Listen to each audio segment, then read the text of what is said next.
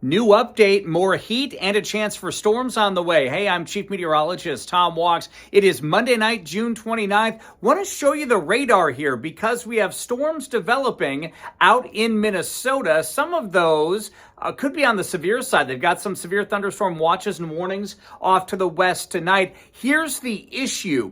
We may see some of these thunderstorms come in on Tuesday morning, but you might be wondering here, wait a minute.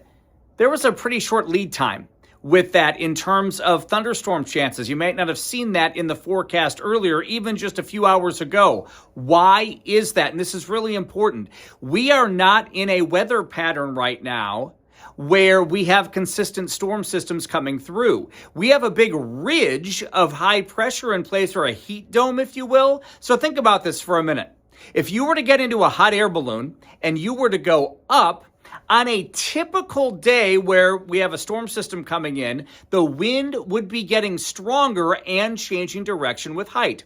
We call that wind shear. However, when you have a big ridge of high pressure in place, that wind shear, or the changing of that wind speed, isn't as great. So the winds are weaker above us. So that means we're not really getting storms forming on top of us. However, we get storms forming off to the west in conjunction with what's called a low-level jet stream at about 5,000 feet over our heads. Why does that matter? Well, it forms off to the west, then it doesn't have much in the way of steering winds with it. So it just kind of meanders, kind of picks its course of where it wants to go. So that's why we often don't know until these storms start developing if they're going to head our way. So bottom line, in a heat pattern like we have right now in the upper Midwest, it's really important to know that the lead time for thunderstorms is likely to be much shorter. So it's important to really pay attention to the forecast, and don't forget, stay cool in this heat.